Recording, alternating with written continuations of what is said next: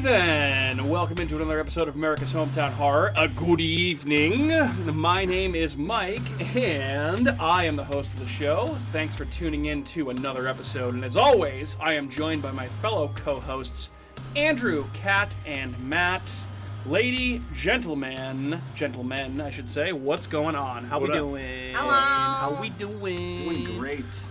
Quick question on the good evening. Yes. Did you put, it used to be, but now it's like the podcasting. Did you add that into the last episode we found? I didn't. Okay. I didn't yet. So I'm working on a way to try and incorporate that into the show intro.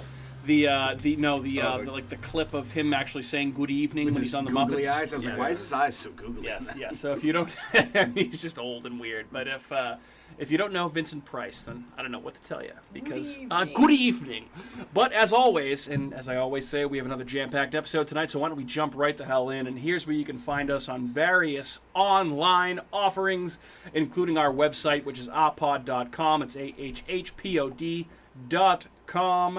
We're also on YouTube, Facebook, Twitter, Instagram. Just search for America's Hometown Horror or Hometown Horror Pod. You shall find us at some point. It really won't be that difficult. And just as a reminder, you can always email us at hometownhorrorpodcast@gmail.com. We're also a part, I should say, of horrorfacts.com, which is a great resource if you're a horror fan. If you're not familiar with Horror Facts magazine, it's at www.horrorfacts.com. Go there for news, reviews, and horror podcasts like ours. And the newest addition to this little segment, hey guys, we're partnering with Fangoria. So if you're a fan of Fangoria, you want some merchandise, or you want to subscribe to their quarterly magazine, go to shop.fangoria.com/hometownhorrorpod. You can use the code HometownHorrorPod for a 20% exclusive discount. That's so exclusive. So exclusive. Very exclusive. What else can I say? So, guys, what's happening? What's going on? Just enjoying this lovely weather. It's cooled off a little bit. Watching some good shit. Yep. Enjoying We're fresh off seeing a summer blockbuster that I think some of us are impressed with. Some of us maybe not so much.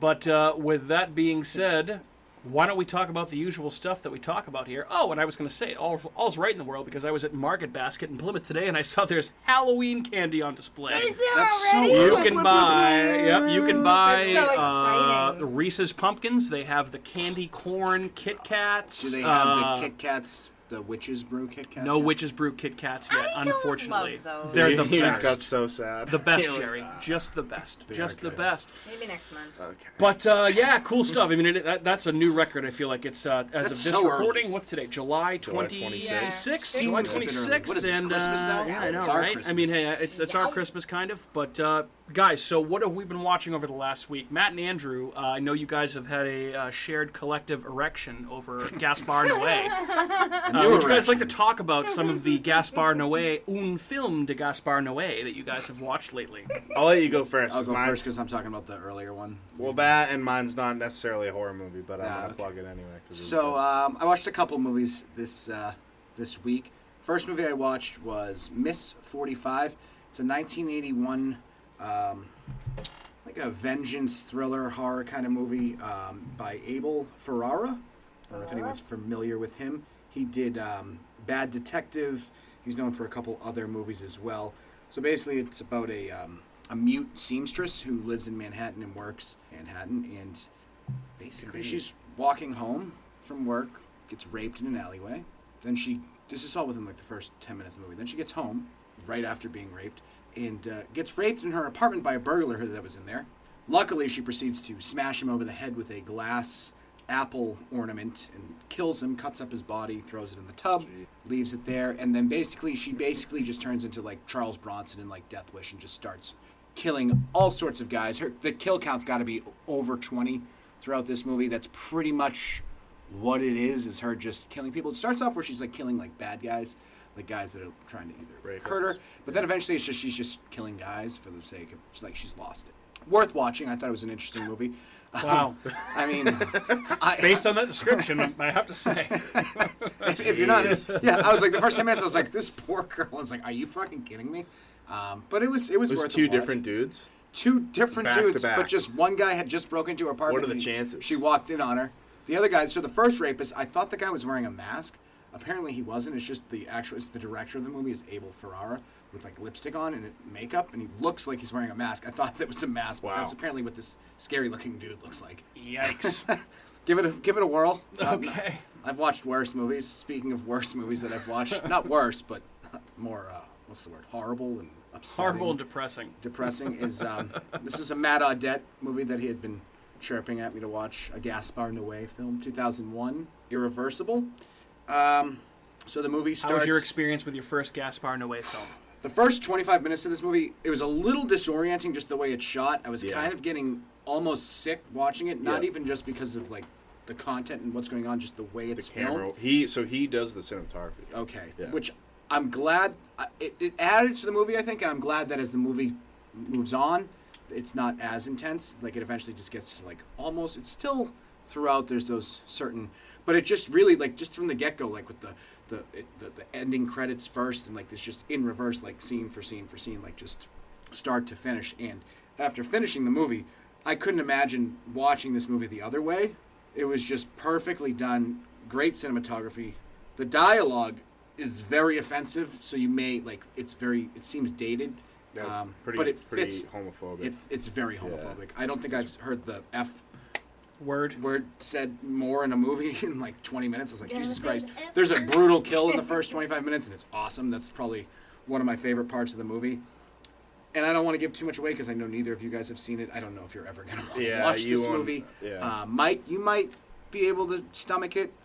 It depends on when I can get screen time without Kat. So I wouldn't recommend. You would find nothing. You would find nothing. Are you listening to the about description of the movies that he's been watching? Are you It's going a- to want to watch these movies? So there's just a lot of just bad. It's just, again, men are shit. Like, it's just awful. And the ending in this movie, what's wild about this movie is it starts off so hardcore and like wild that by the time you get to the end seems like a happy ending. But it's the most depressing ending to a movie that you could essentially have for what just transpired. Yeah, because but by the end it's backwards. But by the time it's over, you're like, oh, that's a relief. And then you're like, wait a minute, is that really a relief, or was that just not the worst thing I've ever watched? Phenomenal movie. That movie goes into my top, I'd say 20 of all time. Watching it. It's awesome very, movie. very well done movie. Who pulled off the reverse story better, Seinfeld or this movie? Or Memento.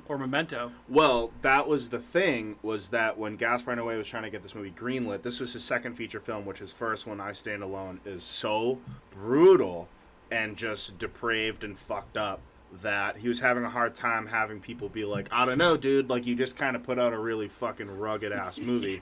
And this seems pretty rugged as well. And he was like, well, no, the whole thing's backwards. Was that his idea, or was that the... It was his, like, kind of snap. At the, like, as soon as they said it? Yeah. So when he filmed the movie, did he originally plan on it being... No. It was supposed to be... So that, it was supposed to be... What a front way back. to just, like, adjust on the fly. And he just, like... Well, he took advantage of knowing that Memento, Christopher Nolan's Memento, was so popular. Was that, like, a year or two before it? Yeah. Because that was, what, 90... And so they said no, and he's like, well, that's the thing. It's played backwards. Oh. And they were like... Oh, well, in that case, then that's actually really devastating. Yeah, because it is. It wouldn't be as devastating the other way around. It would just be kind of... It would just be bleak. Brutal. It would just be bleak and brutal. Yeah, but it still is, but it's just like the way the story's told, it's much more almost acceptable. Like, you're like, all right, like, you at least give credit for the way the movie plays out and how well done it is, that you're willing to accept that you just had to endure really rough on-screen violence. Essentially, if he had done it front to back, that 9 minutes of Matt, like, just awfulness would have been, like, that's like the first half hour of them. Whereas in the other, if you do it from reverse, that's like in the last hour of the movie, I feel like. It was like a lot later on. So well, that's the thing. After that happens, you're kind of like, wow, there's an hour left. Yeah.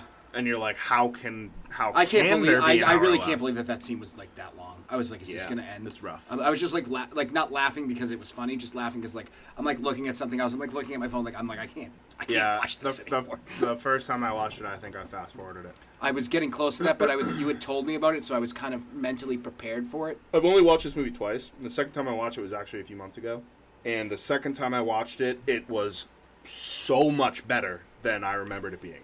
Because there's little details that I'd never noticed in the first viewing that when I noticed them in the second one made this... It was even more devastating knowing that. So there's other. I guarantee there's something you didn't notice that's a huge 100%, because I was part of the watching it plot.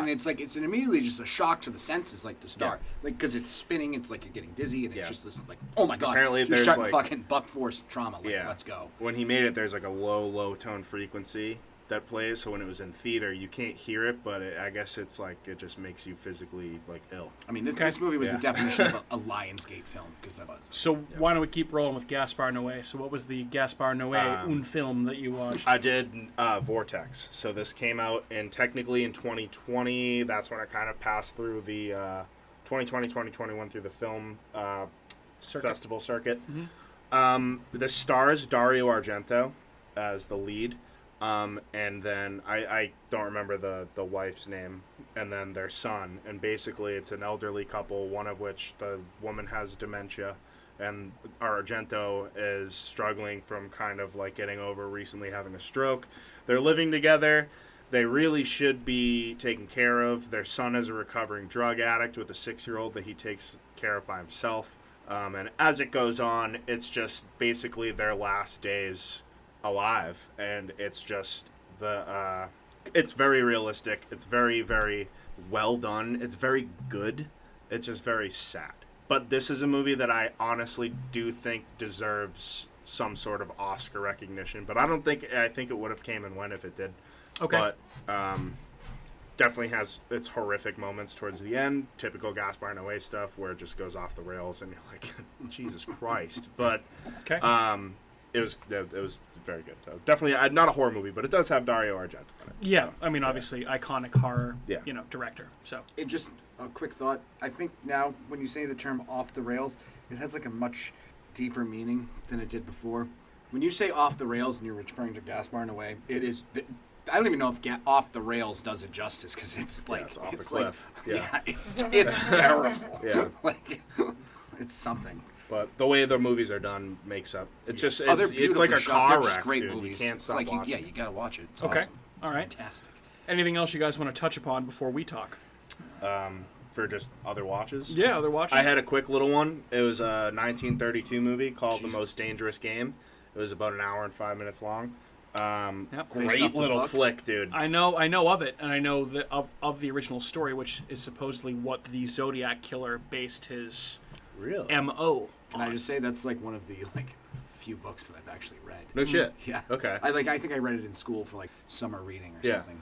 Yeah, don't I remember mean what it's the about. Zodiac's I first. mean, I don't know what it's about. The Zodiac's first cipher, I pretty much, I from what I remember, says at some point when it was cracked, I like killing people because killing people is the most dangerous game. Yeah. Something like that is in the middle of his cipher. Yeah. So that's Yep. where I feel like it kind of became more popular when the Zodiac It was like, it's like a brought hunting. it to the forefront of popular culture.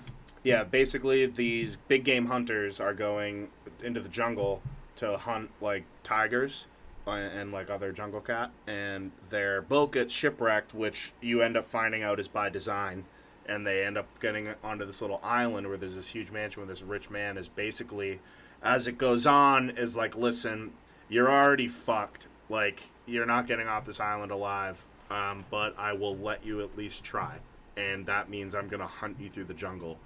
So it was fucking for like an old ass movie. Like, don't get me wrong, like old ass movies like that are usually good, but they can be very boring. This was very suspenseful. It's an hour long. It was just like a quick little pop. It was like last week when it was super hot out. Layla's room was too hot, so she had to sleep in our room. So I slept on the couch. It was like 9 p.m. I was like, I'm not gonna fall asleep for a while. So I put this on, and I was like, wow. I was like revved up, so I was like, damn, but it's really, really fucking rad. I know there's a remake, maybe even 2, but if you can check out the original one, it is on HBO Max. Okay. The And Tubi. remake's and gotta Alright. be fairly old too, though. Also, 56, yeah. So Yeah. I have seen the remake. Yeah. And the remake is called Mac and Dennis Manhunters. It's an episode of Always Sunny in Philadelphia, where Mac and Dennis are hunting cricket. Crickety cricket. Oh God. We are going to hunt you, cricket. It's so Oh, fucking when they good. stand And in then his face with the, Jill like, had the best- hard candy in their and mouth. Frank's yelling at them. You don't hunt a man. And they're just like, Frank, you're describing to us the plot of Rambo. First Blood. You're describing the plot of First Blood. Well, I feel like that movie's actually been remade. Like, I mean, basically, you have like The Purge, and like there's other movies that's like that's the general. But like a genuine remake of that movie, like now, like the way it was intended, probably would be pretty dope. It would be sick. Like, okay. It definitely could and should be done. I'm sure it already is in the works. I'm all for short, awesome horror flicks. It was nice. That's the cool thing about all those old movies is they're like an hour long. Okay. Gato, you want to talk to me about Amma? Or Yes. maybe some of the things that you've watched over the last week? Because I know we watched Amma together. I don't think I watched any of them. That's fine. You can go ahead. So we were scrolling through Netflix, and they have the top, 10 things or whatever. And usually if I'm looking for something to watch, I'll be like, you know what? What's relevant today that people are watching that are making this top 10 list or whatever? So if there's a horror movie on there, I'll usually check it out. So there was one on Sunday? Sunday. It was after we saw Nope. Yep. After we saw Nope. So yeah, it was hot as balls that day. So we were like, we're just going home and watching TV. So Amma was on, and I looked at the little thing, and I was like, oh, Sandra Oh, she's from Grey's. She's one like her. And she's in Grey's Anatomy, right? Yeah. Yeah. Okay. And Killing Eve too, I think. And she's also in Sideways. And yeah, Awesome. she's in a lot of one. stuff. I like Nice that. pull. And Sam Raimi produced it. Sam Raimi is the producer in this movie. I almost watched it the other day because I saw it, Yeah. and it smells. Because I was like, okay, well, I'll let let's Kat give it a handle it. whirl. It's about, it's this Korean family, which is just the mom and the daughter, and they're set in the middle of nowhere. They have this bee farm. They make honey. She's sickly allergic to electricity. So then they're kind of cut off from technology, so they don't have cell phones, or they don't have computers, they don't have lights. So the Sounds only dark. person that they have any interaction with is the guy who does their books for the bee business. And he introduces this girl who doesn't have any friends. So the daughter's in high school. She's homeschooled. So it's literally her and her mom. Meets this guy's niece, and pretty much she's like, oh, I really like your makeup. I really like all this, you're normal, pretty much. And then the girl's like, well, I feel bad for you because you just don't have any friends. You don't have any contact with the outside sorry, world. loser. So it's a pretty dark story about the Sandra Oh finds out that her mom died because her uncle said he couldn't find her to tell her that her mom died because she's so off the grid. So her uncle just shows up one day in a car with a suitcase of her mom's ashes, pretty much, in her most prized possessions, and it's like, here. I remember seeing This this is in the yours. trailer. Yeah, this is yours, and this is your mom. Do with it what you will. You disgraced your Get it the family. fuck out of my house. And needless to say, when those things are left behind, shit starts to go down. Yeah. Right. Yeah. So, yeah, her mom's ashes, her mom's old, traditional dress gowns. There's a mask in there. There's some, creepy music box. There's all these, weird kind of items in there. And, yeah, like Mike said, it's the creepy things just start kind of happening. And, you're wondering if, she's possessed by her mom. And then it's did she need to pay respect to her mom now that she's dead because her spirit's still alive because she hasn't had a proper burial? It's all this kind of, spooky stuff. But Is this a remake? No, No, it's not not, yeah. from what I'm aware of. And I would say this is going to be a very deep cut, but if you understand all these references, then good for you. I would say it is like Kim's Convenience fucked Better Call Saul and had a PG-13 horror movie baby. That's how I would describe it. Okay. So the only reason I know what the term, the only reason I know what the only reason I know what the term Is that only 'cause Amma it's Korean? means is because we've from watched Kim's Kim's Convenience. Convenience. Yeah. We know It's what that word grandmother? is. Yeah. Yep. Yeah, Yep. okay. So essentially, that No, it's mother. mother. Yep. So that because that's what they say in Kim's Convenience. So I know what the word means. And then also in Better Call Saul, one of the big plot threads in the first couple of seasons is not a spoiler, is that Saul, Jimmy, his older brother, has also this same quote-unquote illness, which may or may not be real, That's where a good he's point. allergic to electricity and he has no electricity in his house. It's a wild. Insane, right? It's got to be some sort of nerve sensitivity. Yeah. This is a movie, I feel like, that is clearly trying to, at certain points, be a PG-13 ripoff of a movie like Hereditary, where you are clearly, you're put, the point of view character is the mom, Sandra Oh, right? But you're clearly, as the movie goes on, you're meant to believe more and more as you see the story through the daughter's eyes that the mom has lost her fucking shit. Yeah. Right? But it's a very muted PG-13 Blumhousey type horror movie. I was not impressed. I'm glad we watched it. It was fine. It was a good way to pass an hour and a half. I didn't watch it because I wasn't. This is partially to what you were saying. You like to watch what's in the top 10 of Netflix. I actually strive to not watch anything that's in the top 10 unless it's like a documentary. Stranger Things. Because, well, obviously there's certain exceptions. Did But if it's a horror movie, I'm gonna watch that. I actually haven't watched that yet. I gotta watch that. But like good. Matt was saying a couple weeks ago, I think like Netflix with the horror movies, they kind of leave something to be desired. Well, again, they have a lot of shit on there that's meant for a lot of different people. I feel like this is not the type of horror movie that's meant for a hardcore, seasoned, hardened horror. Netflix is like people that are like getting into horror. Yeah, right. They're not gonna have any Gaspar in a way. Irreversible was on there for a long time. Was it really? Yeah. You know what? I was actually thinking that because it's like borderline public domain. When I rented the movie from Prime, the first the picture that they have with the movie, I was like, I've seen this before, and I kept thinking it was like Derailed because he's in Derailed too, and it wasn't, and I was like, oh, that's where I kept seeing that. Yeah.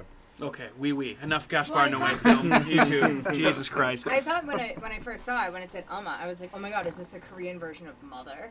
And I was like, oh my god, that would have been really interesting. And then I looked and I was like, oh no, it's not. I was like, but that's okay, we'll watch it anyway. Well, I'm glad I let you guys watch it. Yes. I was surprised that Sam Raimi had his name tied to this, and maybe it was just like in producer credit only. I feel like he had very little to do because I was hoping maybe it'd be like I Spit on Your Grave or like fucking like that type of thing. But she did was not take the urn and but it was very it just. That's not edgy. If you're a teenager, sure, maybe this was a good movie for you. I just didn't find it. Did you like it? Sam Raimi was also busy as shit making the Multiverse of Madness. I know, exactly. Anything else besides Mama? Mama, you want to cover? Mama. I don't think so. Okay. I have 2 book recommendations. I'll run through real quick. I'll continue my trend here. Stuff you can get at the library? So I finally finished. I put a big post on Instagram about it. So if you want to see my full thoughts, you can go on it. But obviously, everybody's familiar with the story of Jaws.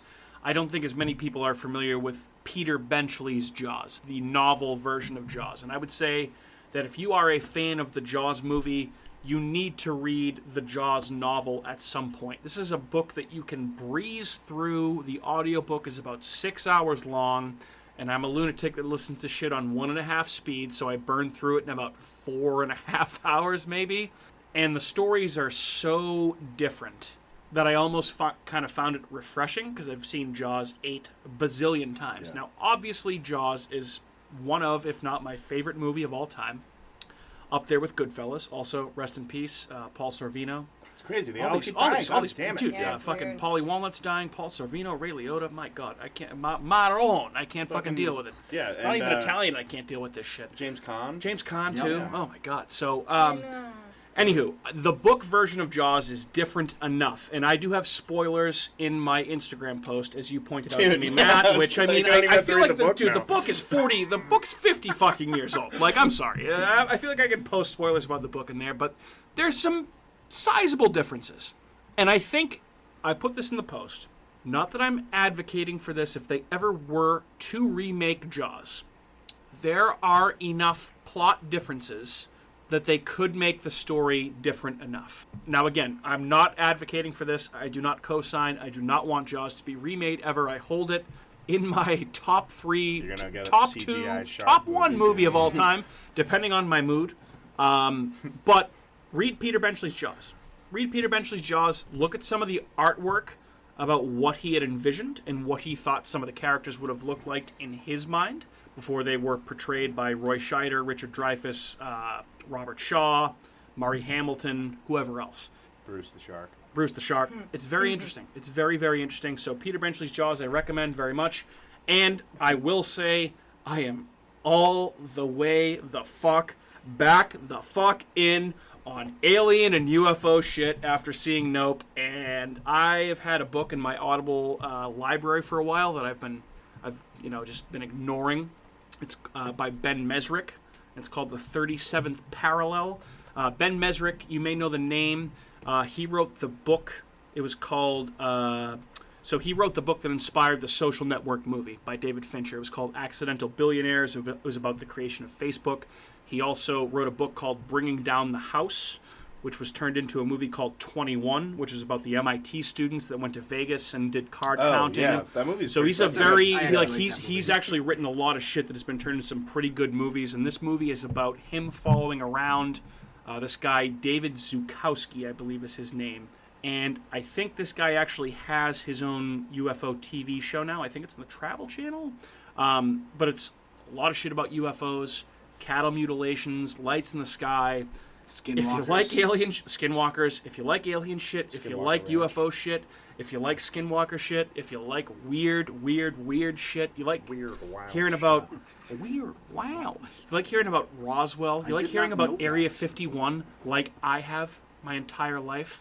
Check it out. I'm about 3/4 of the way through it in 2 days since we finished watching Wow. Nope, and it's really good. So that's what I have for my watch list. Real quick news stuff, you guys. Matt, we just talked about this. Apparently, we're getting that sequel to X, which is called Pearl, and that's coming out on September 16th. Yes. And I know you watched the trailer. 2 days after my birthday. I'm avoiding trailers. Well, happy early birthday. Thank you. I know we had our thoughts on X, you guys. I think this was before you joined the Yeah. show officially. I know you really liked it, Matt. We I were really not did. as Yeah. fond of it.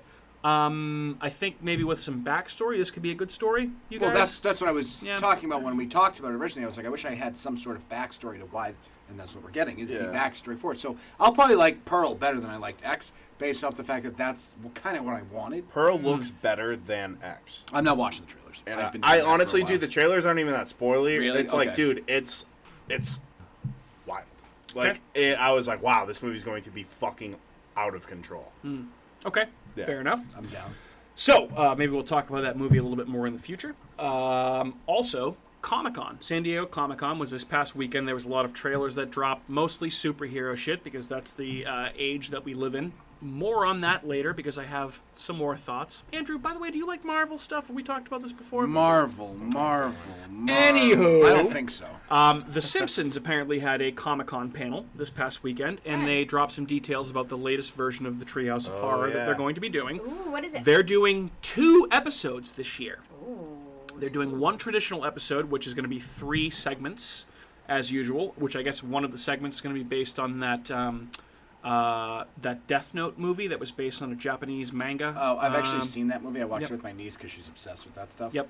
Skylar or Zoe? Skylar. Okay, all right. So there's going to be one segment based on that, and then they're doing a second episode. They're going to air in back-to-back weeks, where it's going to be one full episode. First time they've ever done this for a Halloween episode. It's going to be a 20-minute long full Simpsons episode parody of It with Krusty as Pennywise. Whoa. That sounds- That that's sounds awesome. fucking I think we awesome. should do A review? a I review would on fucking like the love four, to do the that. four like shorts. Or Yeah. the 3 and the full. Absolutely, dude. You know me. I love talking Yeah, Treehouse I'll of be Horror. I down love for The that. Simpsons. I love their Halloween That draft was episodes. fun. I enjoyed that. One of my favorite things. So yeah, that's coming out. And then also, just dropped today. I was talking to Justin about this a couple days ago because he actually went to go see The Weeknd Yeah. at I think I know. was it Garden or I wasn't Gillette? able to. It looked like Gillette. I thought it was Gillette too. I wasn't able to watch that until I got home from work for some reason. Okay, that's fine. The link was slow. But yeah, so Justin, was interesting. who has been a constant listener of our show, J-Bone McLaughlin. J-Bone McLaughlin, and contributed some questions to last week's episode that we answered. I was telling him that there had been a widespread rumor in the horror and haunt community that there was going to be a haunted house at Universal on both coasts that was going to be based on the music videos and music of The Weeknd, Cool. the artist. That's- And that was announced today. That's so. pretty sick. I would say if you are not familiar with the music and the music videos of The Weeknd, just watch the videos for like Blinding Lights, Save Your Tears, they're pretty cool. In Your Eyes, like Heartless. They're Eyes very Wide Shut. fucked up music videos. So you can see where some of his imagery could be translated very well to a haunted house. And especially when you put a Hollywood budget behind it at a theme park, this could be very cool. And Well, I think gonna it's just be a huge. Yeah. Well, you he's know, part of the I- Illuminati. So you know me. see what's I going love weird haunted attraction news and theme park news. So this is kind of a cool little thing, and obviously this is going to be alongside previously announced haunted houses at that same event for Halloween Horror Nights, based on the original Halloween movie from 1978, and also a house based on the Universal classic Monsters, with more announcements to come. It's all in like Which, California. Andrew, I know you might not be going anymore, but, dude, for show purposes, get the fuck to Florida and go to to Halloween Florida. Horror Nights and come back and report to us, You can go motherfucker. with Matt Gilbert. All right, that's what I got. It's a half hour. Let's start talking about... Wait, what else you got? What do you got? What do you got? You're burying the lead here. What? So What back on leads being January buried? 1st, 2022, a certain something became public domain, which would allow people to interpret these Forgot about this. characters as however they want, and those were the A.A. Milne stories, Winnie the Pooh. So, Oh, Jesus Christ. so dude. apparently, at some point in the near Apparently. future, we're going to get a B horror movie with Winnie the Pooh essentially being a Slasher. serial killer, slasher, murderer. I love It's it. called Winnie the Pooh, Blood and Honey, and as much as this hurts my soul because I love Winnie the Pooh so much, I'm kind of excited and I kind of can't wait to see if like Piglet and Eeyore and Christopher Robin, like what is going to go on in this movie. This is going to be like in the realm of Terrifier. I would. That's my. I mean, that's. I hope so. That's Yeah. a If lofty they're- hope. Dude, I mean, if I they're think going to it's do gonna be it, that. they I was might thinking as well more like. do it. I was thinking more like No, Killer like- Sofa, like that. Well, I mean, level of, campiness, like, campy, yeah. but like But I think Terrifier stuff. violence-wise, it's supposed to be really, really. I don't know that, really that over if the that's top. the like movie Owie poster. you, I was like, kill that's- Well, Killer dude, tofu. I read a thing about it. It's supposed to be like they're like it's possible. And in next year is that or did they even mention? So, I'm just, I don't know. I'm not sure, but the only thing I saw, so no Tigger, right? that? You Or can't. Eeyore. Tigger. Well, Tigger is not public domain. All the other characters are It's public only domain. Why, it's though? only Winnie the Pooh and Piglet that they In have. the movie potentially, but the rest are still public domain, so they could be in there as. I think there was side some villains. weird copyright thing that was Oh, okay. still. I didn't in- see I that. can't you just see this movie ending and there's a post-credit scene with Tigger and fucking Eeyore showing up to kill somebody else? Well, they. I well, mean, but you can't. You can't. that's do the Tigger. post-credit scene. I'll stick around. It's for. implied What? that they. So I read this plot, and it's basically that Christopher Robin like goes away or dies or something happens to him, and they kind of have to reverse into like being feral, and the Okay. only thing they know is eat and kill, and so it's implied that they like eat Eeyore and Maybe all of Piglet them. becomes like one of the Yeah. wild boars in like Hannibal and just starts like Yeah, he's supposed to be. man. He's supposed to be like his little like side. his They little eat sidekick. Eeyore? It's like I guess from what I read, it's like supposed to be implied. This is ruining so many people's Yeah. childhoods. Ruining. and I'm fine with that because Ruined. ruined. I'm not a child. I'm an I'm adult. just floored. It's Uh, why, Yeah, what it's a, why, insane. dude. It's I gonna thought- be a I hilarious guess I movie can't to make watch. like Wilford the shit movie anymore because it's being done. It's being done Being already. done, yeah. Yeah. You missed your opportunity. For sure. All right, so that means that we're on to our topic du jour, our movie of the evening. And without further ado, let's talk some Nope. You guys Yep. ready? Yep. Yep. Oh, Nope. ooh, I was Nope, waiting for nope, those nope, jokes nope, all nope. night. Yeah. All right, so I'm just going to give you guys a format to follow. We're going to follow this right now, okay, so that we don't mess any of this up. So because this is obviously a movie that not everybody has probably seen so far, so I think we should start out with our overall spoiler-free thoughts. Okay. Okay. After that, we should probably talk about spoiler stuff, where it ranks for the rest of the year, and then go into everything else. So let's just start spoiler-free. I have lots of thoughts. I can start. Would anybody like to start? Kat, would you like to start? Why is this spoiler free? Because we're gonna do spoilers everyone's seen after. it. Because there So may they be can cut it people off. like some of our loyal listeners, like maybe say James or This movie Matt did just Gilbert come out or like somebody 4 that. days ago. listen to this. But they may want to Okay. hear our opinion on this movie before they go to see it in theaters, and they may not want to have the movie spoiled for them. That's why we would start spoiler free. We're pretty important. Kat, why don't you go first? Go ahead. So can You I can start. say No spoilers. No, you can't. You know what? You can't go first. You're gonna let someone else go first, so you can get the idea. So, Mike, why don't you go first? I'll go first. So here's what I will say about Nope. I feel very differently about this movie now, 48 hours later, than I did when I first left the movie theater. That's not a bad thing. I didn't like it as much walking out of the theater as I do now. With that being said, this is a type of movie you need to see in theaters. yes, I agree with that.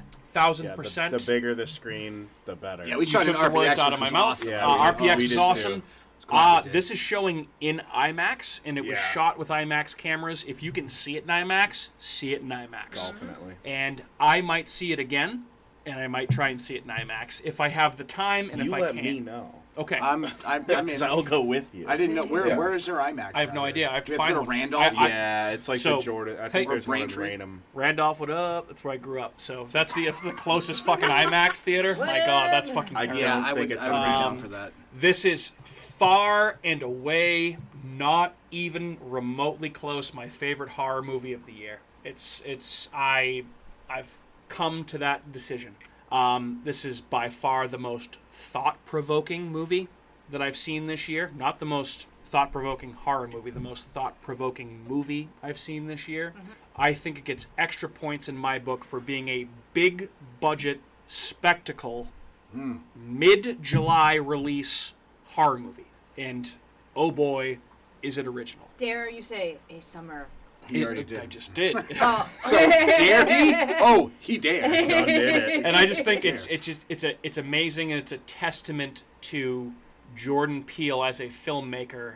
This is his third film that he is able to kind of go to a studio and say, "This is what I want to do. You're gonna drop it in mid-July.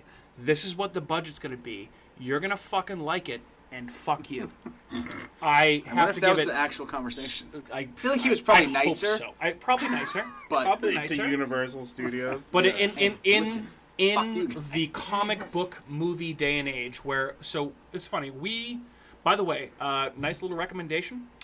Study hall at the Kingston Collection. Good little Yes, restaurant yes, for some we were just brunch. saying- we were just talking about We were just that. talking about that. Good little recommendation. Good little Bloody Mary. We went on Sunday of the opening weekend, and it was all families and kids there because they were seeing Minions. They were seeing Thor: Love and Elvis. Thunder. I kinda wanna They see were Minions. seeing. I mean, I wouldn't Elvis mind was saying. out. They were seeing Top Gun Maverick. Elvis was out. What else? I mean, There was Thor. yeah. Place is swamped. It was Oh, slammed. yeah. I was like, Yeah. what is going on? Yeah. It's good to They see. were Nobody was in maybe- It's Nope. also 100 degrees out. Nobody in Right, Nope. yeah. There were maybe 15 people in the theater. Oh, there was more than Really? 15. 20? That was a big That was a theater big because we were in the theater, RPX. We were sitting on top of like 10 people when we got there. Oh, dude, ours was like full. Well, when did you guys go? Like Really? a night? Friday night. That's Yeah, a Friday that's night. We good. went That's Sunday good. at That's noon. good. We went Sunday. That's when children go to the I movies. also think, I guess, bold take, this might be the most interesting movie that Jordan Peele has made. I'm not saying best, I'm saying the most interesting Not movie judging that you. he has made. It's much more of a blockbuster, as I mentioned, than any of his other films, than Get Out, than Us. Spielberg. This feels very Spielberg for sure, and we'll talk about. He has mentioned some of his influences for this particular movie, and when you hear them, you're like, yeah, I kind of get like most of them. I would say I can't really get into too much more without spoiling. The performances are very good. I think, especially Kiki Palmer. to was Kiki excellent. Palmer. Keep Yeah. it calm. Very funny. Phenomenal. Kaluuya was very Dry. understated in this, which I feel like obviously it was intentional. He was trying to be reserved to Stoic. Kiki Palmer's like live wire energy. Right. I love Stephen Yeun. He was great in The Walking Dead. He's very good in this. Always good to see Michael Wincott in a movie. Those awesome pipes, that voice, playing the Yeah, cinematographer. Since I can see Oh, you don't know okay, what yeah, I'm talking okay. about. What else has he been in? He looked familiar. I just He was in don't. The Crow. The Crow. bunch of other Okay, shit. Yep. And really I would like also say, Piranha, too. while we're talking about performances, it's always great to see Keith David Love in Keith another David. Alien. I didn't horror even movie. realize he was in this movie. Oh yeah, I didn't either because I wasn't in the marketing, which is great. Brandon Perea, I thought Um, was good. So that's what I'll Is that, say. Angel. yeah, he Yes, was he awesome. was awesome too. Yeah. Great comic relief character that I grew to love. I feel like all the characters were pretty damn good in this, and I feel like that's about what I can say without getting giving into too spoilers. much away. So I really cared for this movie. I think my biggest point would be the more I thought about it after leaving, the more I liked it. I didn't necessarily like it as much upon first viewing.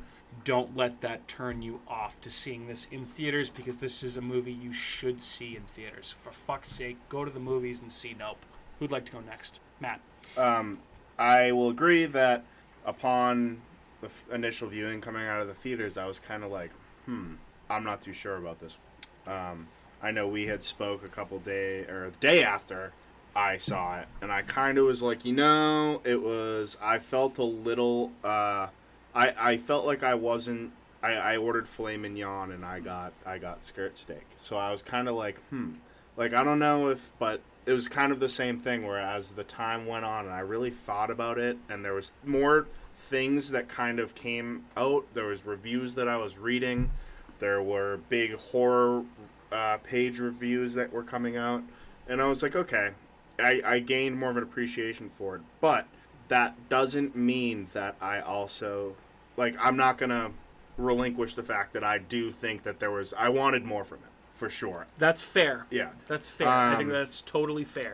I'll get into this more. There are parts of it that are absolutely fucking insane.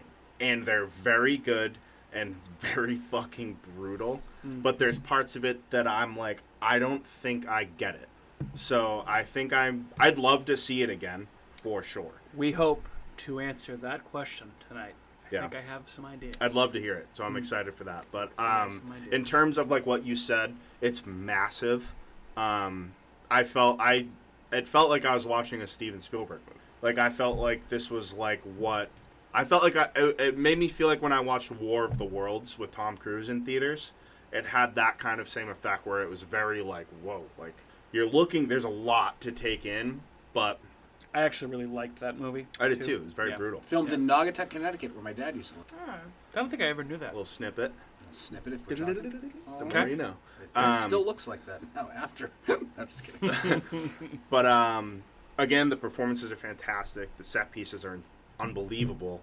Unreal. CGI didn't hit too fucking hard for me, which there is some, and I was like, oh. So that was kind of like, I was like, that's next. But there are some very, very frightening scenes, and there's one scene in particular and kind of a subplot that I was infatuated with watching it. Me and too. I couldn't Obsessed. wait. It kind of pulled me away from the movie because I was like thinking where this was going to go, and I think that might be why I kind of lost some of the juice. I understand that. So And it was also revealed today, I'm sure you might have seen, that this particular sequence of Nope, which I think this latest issue of Fangoria was withheld because of this. it Because was. of the They cover. sent out an email saying that. Yeah. There's a particular character or scene characters in Nope that are on the cover of the new issue of Fangoria, which I can understand why they didn't want to send it out to people until after this movie had come out.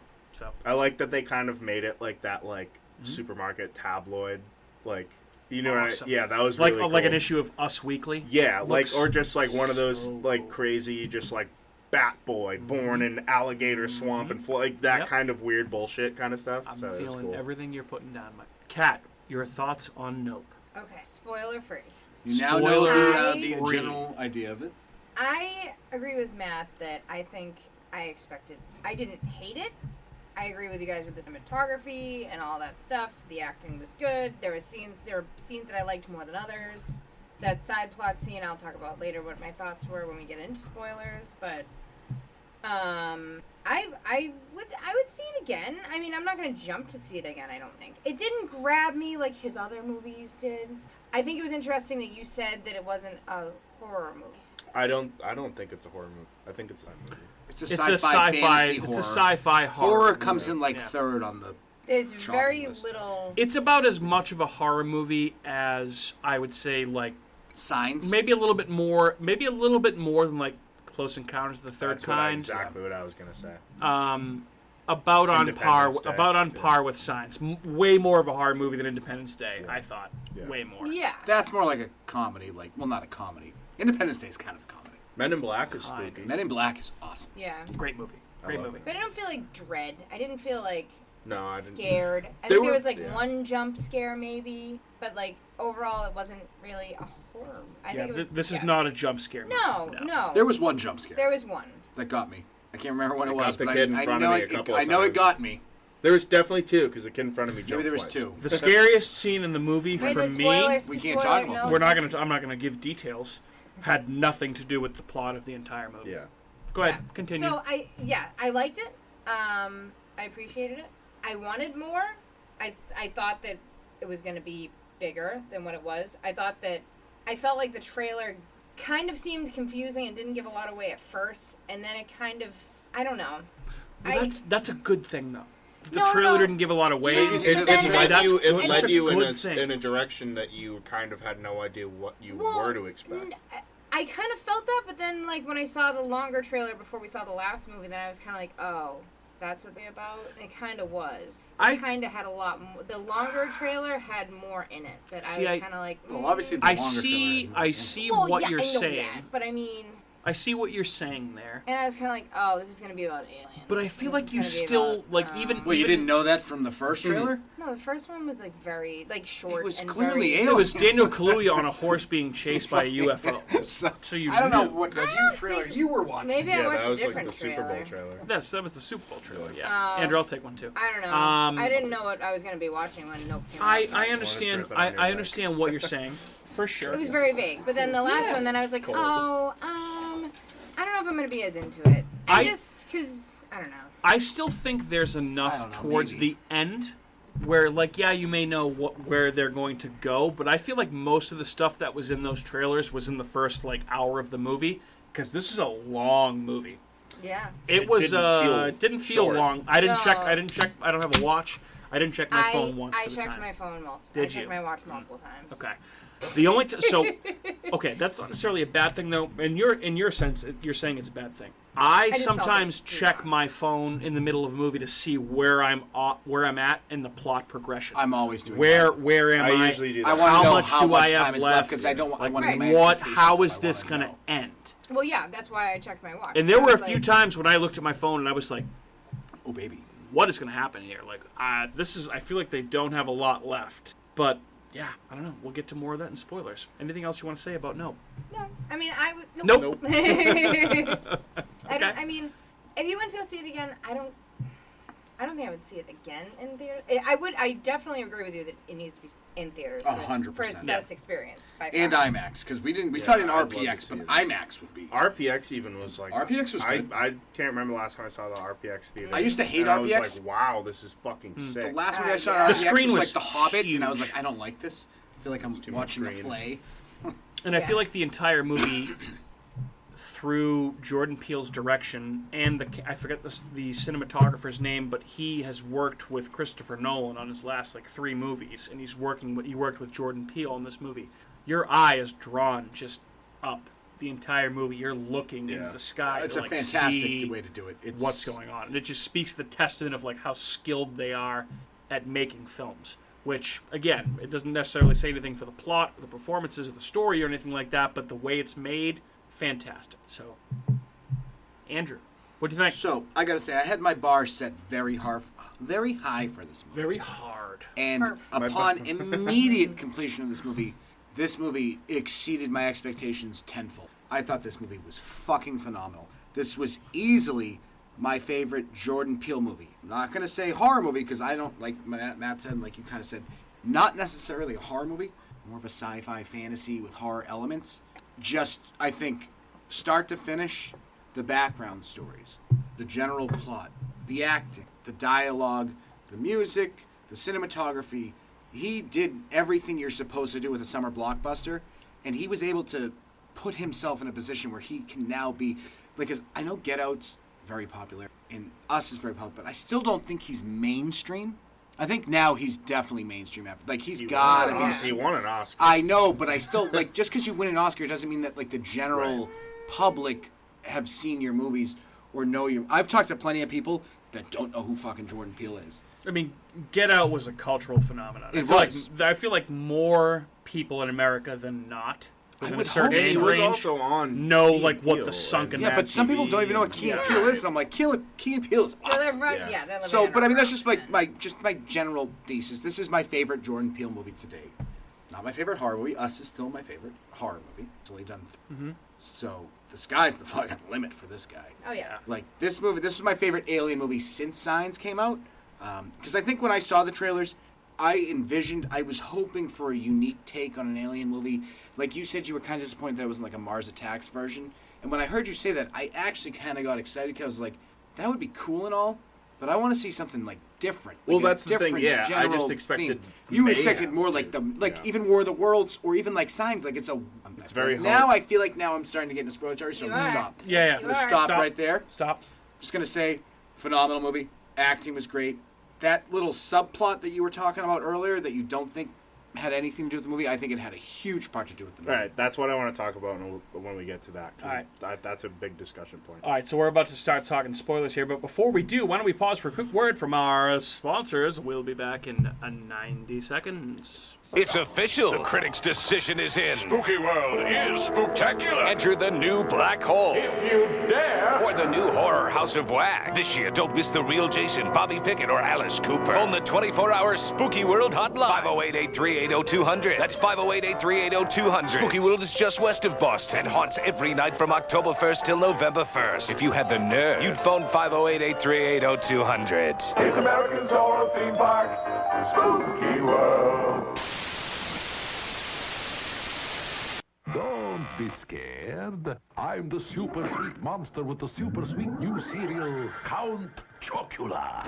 Biffle, here's the super sweet new cereal, Frankenberry. But I've got chocolate sweeties for monstrous chocolate flavor. Well, I got berry-flavored sweeties for monster strawberry flavor. Count Chocula. Frankenberry. Hi. Frankenberry. Count Chocula.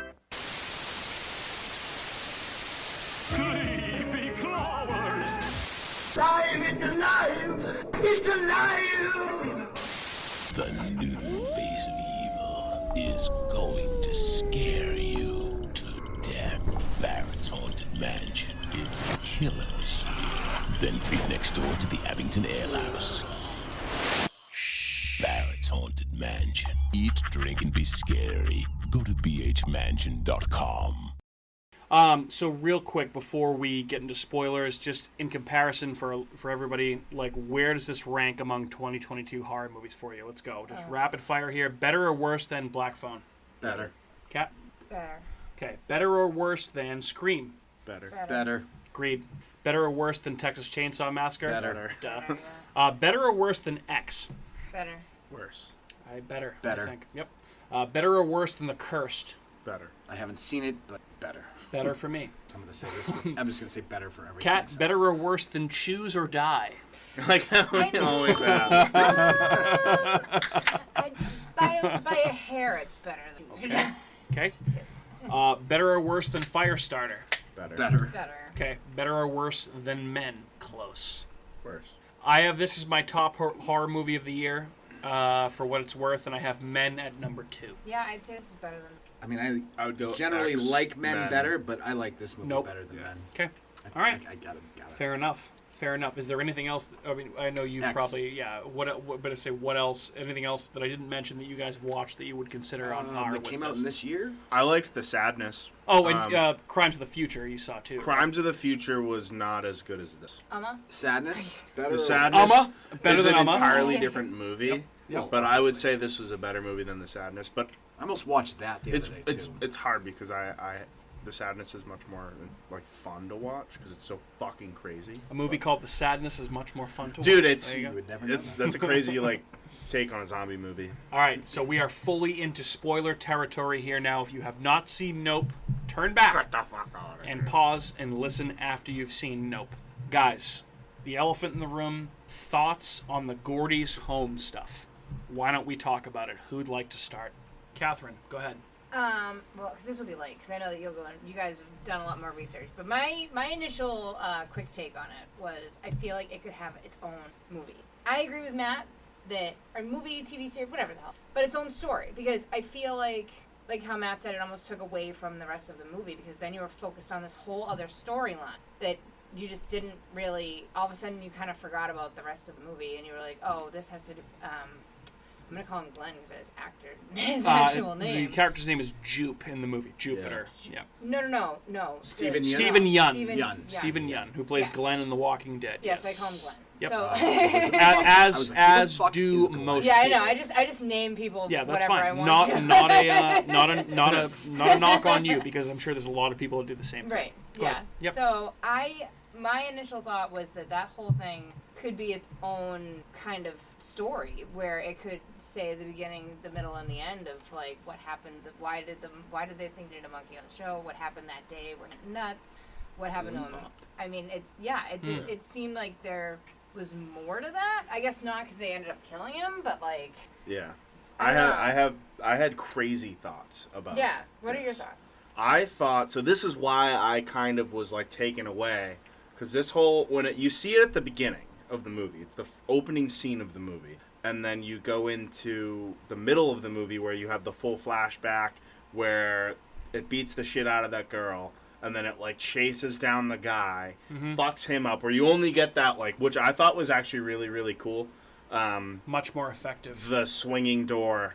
Yep. Kind of glimpses at what it was doing, but the monkey's just covered in blood, and it's just like, and like you've heard the stories of people getting fucking torn apart by chimps. Like they can really do a number on you. Yep. And then it goes in that they have the great scene with the fist coming underneath the tape, awesome. and which in the trailer you're like, what the That's an alien. fuck is that? Yeah, that's an alien. And it's a monkey. Yeah. So, but I was like, I wonder if like this is gonna be some sort of evolutionized Planet of the Apes type shit. You know what I mean? Because I was like, Jordan Peele, like he's one to love the classics and really take it there, and like, is there gonna be some big twist where this is fucking, this is 15 years ago, and like where, like, you know what I mean, some crazy shit like that. So that's where I kind of got confused, and I was like, after the movie, I was like, what the fuck was that about? Right. Like, why didn't we go back to that? What was up with the? That too. Why was the shoe standing straight up? I have that's no the clue. one question. I think it was it a tap dance, like a tap shoe with metal on Why it or was something? it standing straight There's up? that I don't know. Everything that I've researched, and we're going to talk a lot about some of the stuff that Jordan Peele has said, some of the interpretations of this movie, and the one question that I have not found an answer to as of yet for anything related to this movie is why is that shoe? Up with the shoe? Why is that shoe standing up?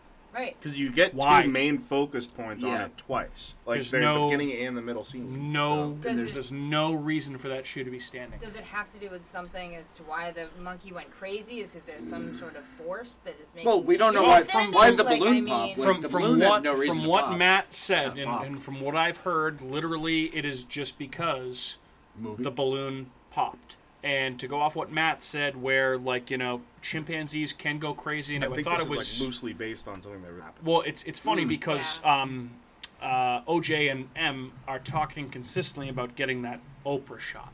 And I thought it was interesting that in this movie, there's a chimpanzee attack on people, and there's also Stephen Young's character introduces his co-star from the TV show who's at the Star Lasso show. Got her face ripped off. And she has a thing over her face because her face got ripped off by the chimpanzee, and Oprah had a woman on her show who had her face ripped off by a chimpanzee, and they showed her on camera without anything covering her face, and it was honestly one of the most sad, depressing things I've ever seen. Rough, it was dude. incredibly sad. Speaking of that, was that Terrifier that we just similar? Similar. The beginning. Very it's not, similar. Okay. Very I similar. was like, I wait a think minute, you referenced that when we did that episode too. I probably because you were did like, because I did watch it, and it's just one of those things where it's like scarred it's into up your there brain. with like, I mean, and God bless the poor woman, but it's like, do you remember where you were when you saw it? And it's like Elephant Man level of like disfigurement. Like whoa, like it's so sad. And I thought that the fact that she was in the audience at that point in the story, that was not a coincidence. I don't think. So that's why nothing I was that Jordan Peele does in any of his movies is a coincidence. I feel like I'm giving him that level of credit, especially that. I was like, I always look if I'm confused about the time that a movie takes place. I look at the phone, but they had a whole like, hour smartphones, right? Didn't they had some flip phones. They did too, have though. some flip phones. Yeah. So that's why, and like the Oprah references, I was like, this is gonna be something this is before where we're at now. Yeah. And like that's why I was like, it's like if Jordan Peele was trying to tell us something that we don't know yet that he knows. Mm-hmm. And that's why I was like, is this like obviously the ending of Planet of the Apes is you realize, oh my God, they're on Earth. Like, holy shit. That would have been an interesting twist. So I kind of was like, is that the direction that he's going in where like this has already been going on and we don't know about it yet? Like something like that. So that's why I kind of got distracted from the rest of the story. So that's why I'm interested to see what I never even considered that possible angle, and now that's very interesting to hear. That would have been cool. Yeah. I would like that. Andrew, your thoughts on what you thought the Gordy stuff meant. Did you already talk about it or no? I have not. Okay. So I think one of the biggest, most important scenes in the movie is when Jupe is terrified underneath the table as Gordy is ripping apart his co-stars. And he sees him under the table and he comes over to him, gives him the fist, and he gives him the fist bump. I think that scene is very important. No, go ahead. Go ahead. I don't know what your point is. Yeah, I don't know what this whole pointy I think that finger gun scene thing was so important to the general movie itself, like the main plot, that's why I thought that the whole Gordy thing was just perfectly done as far as backstory goes. And are we going to talk? Am I just saying like that now, or are we going in further detail? Fine. That's fine. Yep. What else did you think about it? Tell me what you thought. The Gordy scene, it was vicious. It was amazing. It added that nice psychotic element to a horror movie. Like, that was some of the most horrific scenes in the movie were those scenes, even though you didn't really see all that much. There was a lot implied throughout it. It was rough. It was rough, and I think that scene was just so important to the movie, and it just explained a lot. And I'll finish with saying that there's 3 words that I think this movie reflects, and it's bread and circus. And I'll leave it at that. So I think that you can pick if you watch this movie combined with Us and Get Out. If you watch all 3 of these movies, time? Not at the same time. That'd be a trip. I know. I'm like, how do you watch them all at the same time? You can pick up on certain themes that Jordan Peele riffs on in his movies. Okay. He's very religious in some aspect. Get Out, Us, and Nope. At the beginning of the movie, there is a flashback sequence in all 3 of those movies that sets the tone and may seem unrelated to the plot of the rest of the movie. There's also a biblical verse every time, too. There's actually biblical verses. But you in Get Out, you have the scene with Lakeith Stanfield. Mm-hmm. Yep. In Us, you have the scene that flashes back into the 80s TV that has, like, you can see, like, the VHS tapes for, like, Goonies and Chud on the side. Yeah. Mm-hmm. And in this, you get the Gordy's home sequence. Yeah. What's going on here? Like, why is this here? And I think that that's a theme that he plays on, like a flashback to start the story. Maybe he's gearing up to make one big movie that all of these have something to do with. I'm here for it. It's a pipe dream, but I mean, yeah, that'd be insane. I also think he plays around with the theme a lot, and I've read some stuff about this, and it's true if you look at his prior movies. He plays around with the concept of inheriting what your parents gave you and how you react to that. Yeah. So in Get Out, obviously, like, you know, Allison Williams' character and the other guy, the brother who I fucking hate in that movie. Oh my god, but he's such a good villain. He is.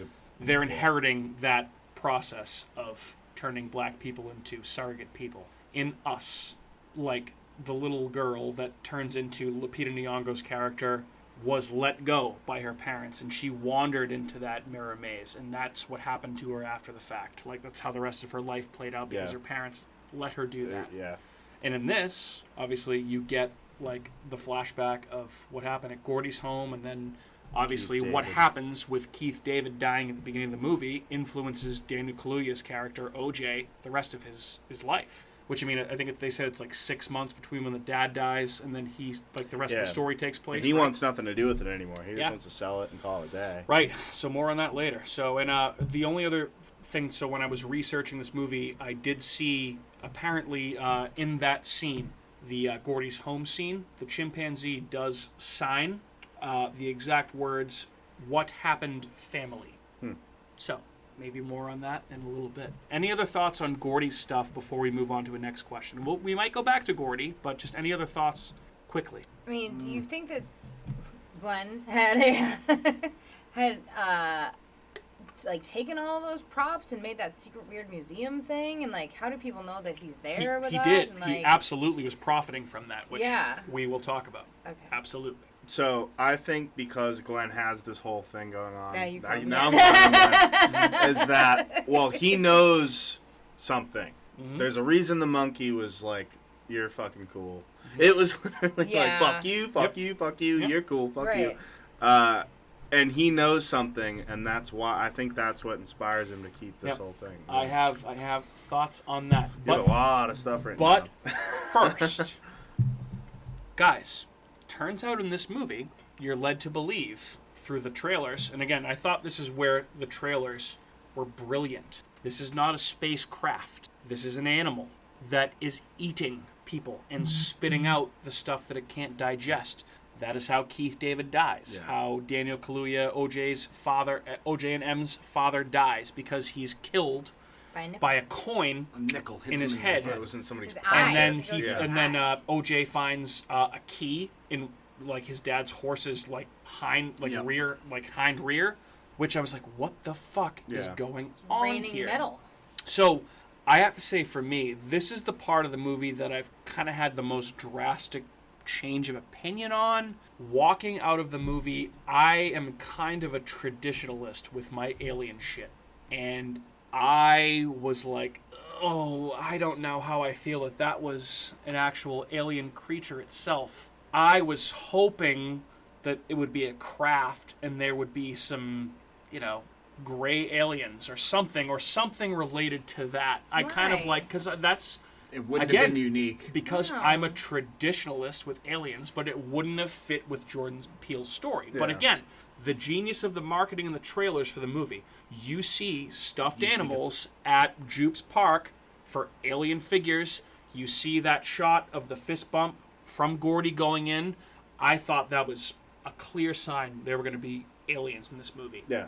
And it worked. They did a fantastic job. You see the lady with her mouth. I thought we were like, wow, what happened to her? I thought for sure that was an alien. Yeah. Absolutely. Or the kids in the barn. That was a great scene. That was a good So that's the scene that I was talking about that I thought was actually the only scary scene yes. Well, that's in when the entire that was the jump movie. scare, and then he punched him in the face. Yeah, that was like a child. Well, because the way they come out, great. dude, that was, and you know what? Very Signs, by the way. Oh, very 100%. Signs. I haven't, and it like fucking just like tickled me pink, dude. Like it was like being in a theater almost full of people and having that scene come full in of a pee-pee where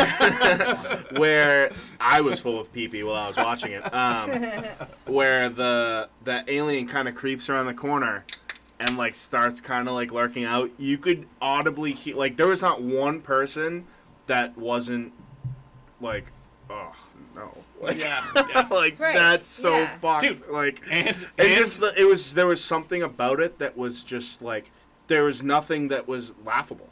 It was very uncomfortable. As goofy as it was, it looked. Everyone just like groaned. They were like, "Oh fuck, dude! Like you gotta be shitting." OJ says, "Yeah." I was like, OJ backs up and he's like, "Nope."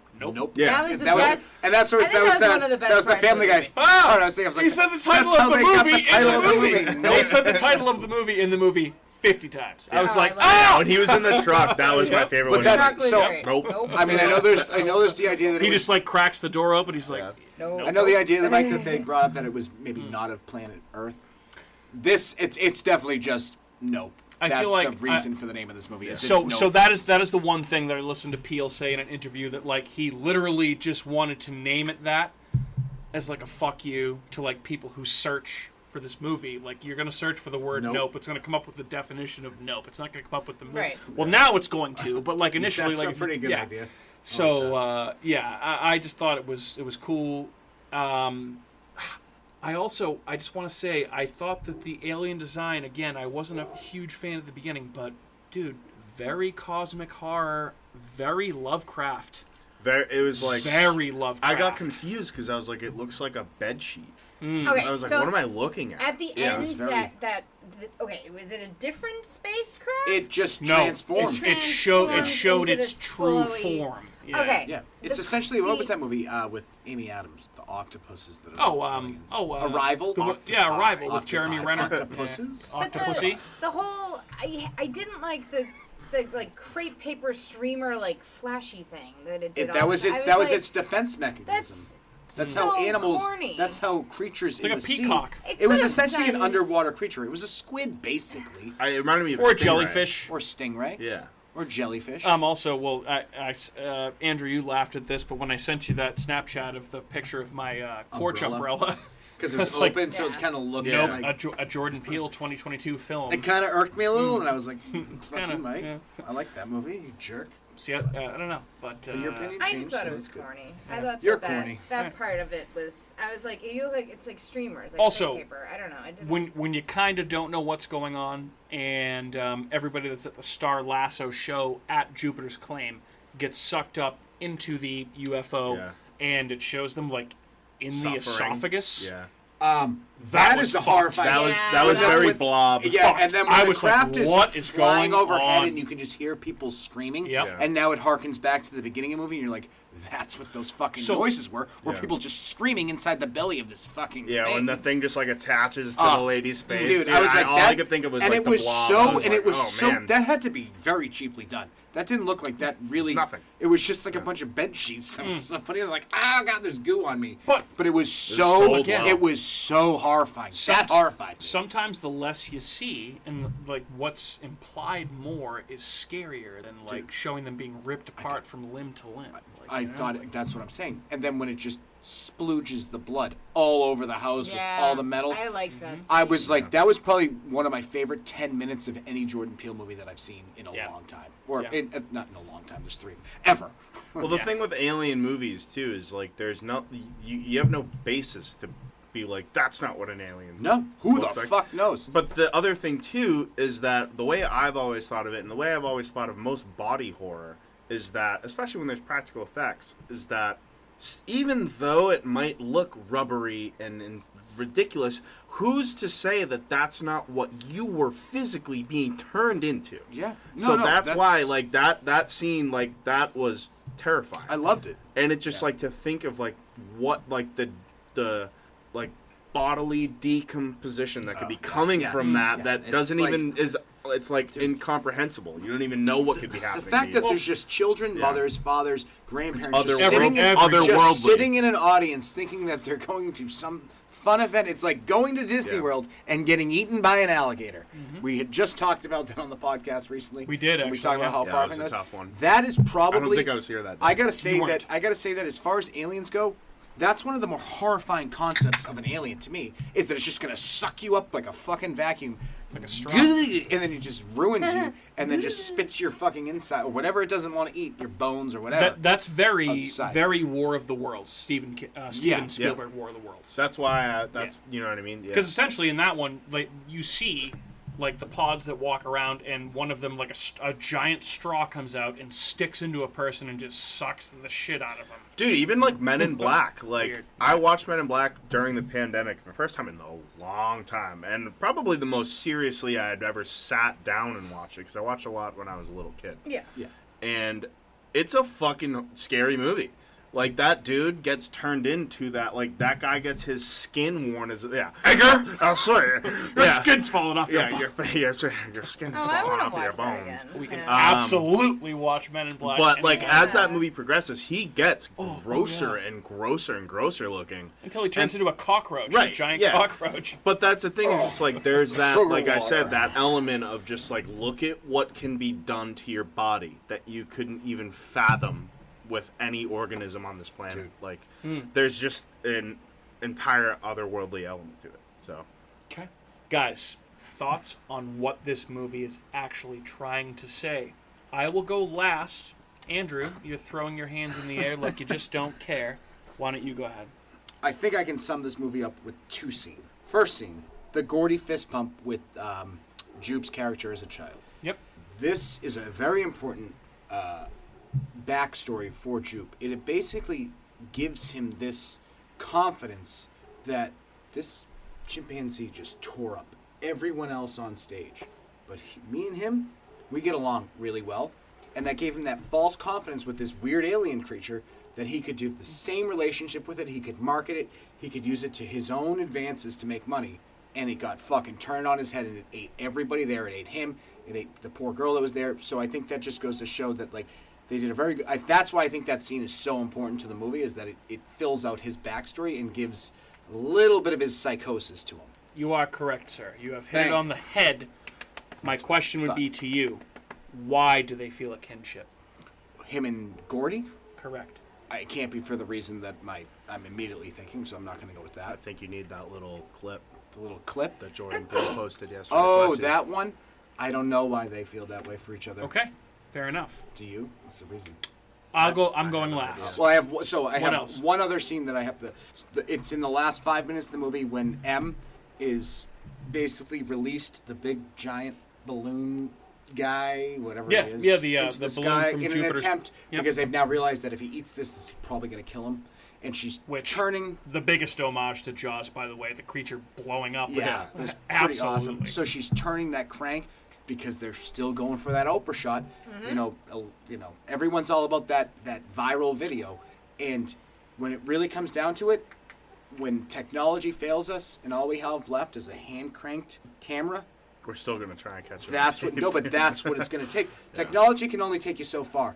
Eventually, it's like if everything just went to shit and aliens started taking over or this creature started working, technology is going to get you so far if they're a superior beast or creature or if they're at a whole other level of technology, you're going to have to get down to the nitty gritty.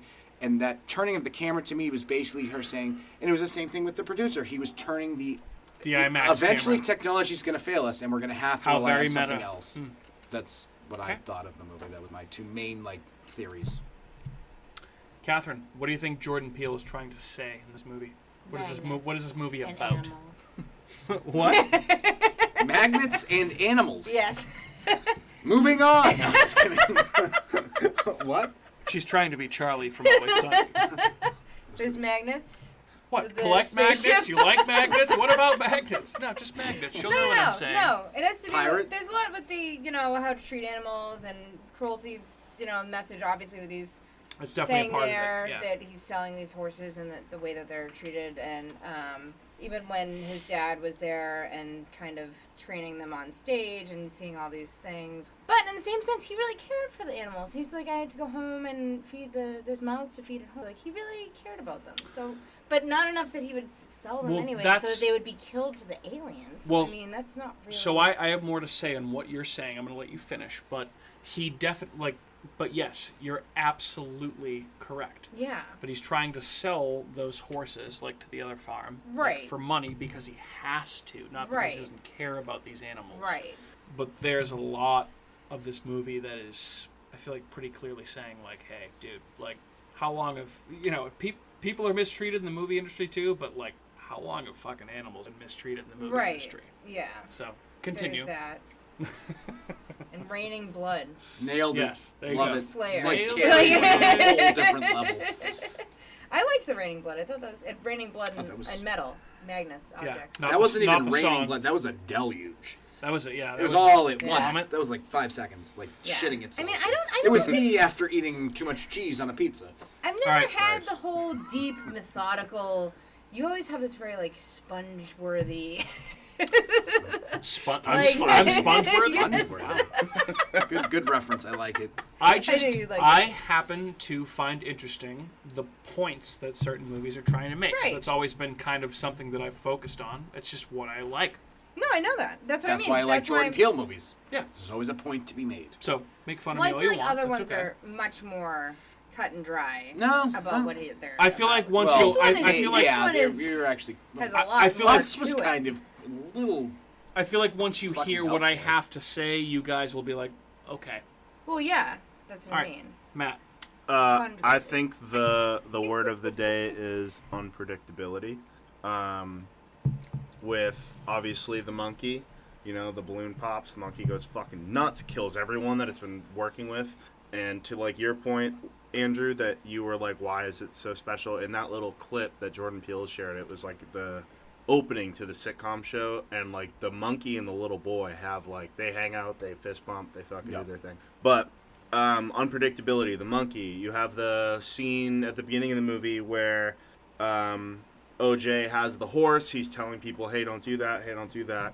They don't listen. People don't listen, and then the horse fucking goes nuts. And they blame the horse, Right. not them. You have the unpredictability of nickels and keys and fucking metal pieces falling from the sky. You have the unpredictability that there's an alien in a cloud that's been some reason sitting over there for the last Hasn't 2 moved, weeks and yeah. it hasn't moved. You have the unpredictability that the entire universe is unpredictable, and we are only but little. And there are so many different things that can happen. You have even the unpredictability of that you saw this trailer that you thought was so full of so many fucking spoilers, and there was absolutely nothing to do with anything in the movie for real that happened in it. So I think his whole theme was kind of being like, you really can't predict the forces of nature and animals and different things that are outside of everything we think is everyday life. I like that. I like it, and it just makes me love George. It was smart. Also, he's a smart guy.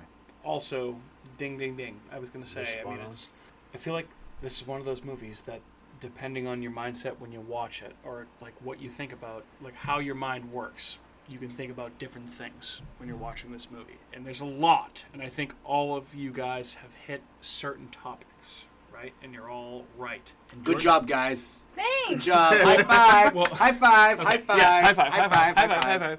I didn't mean like that. Magnets. Fist bump. Sorry, I didn't mean Gordy. to sound like that serious and ominous. Yeah, Gordy fist bump. There you go. Again, I can't pretend to have come up with all this information on my own.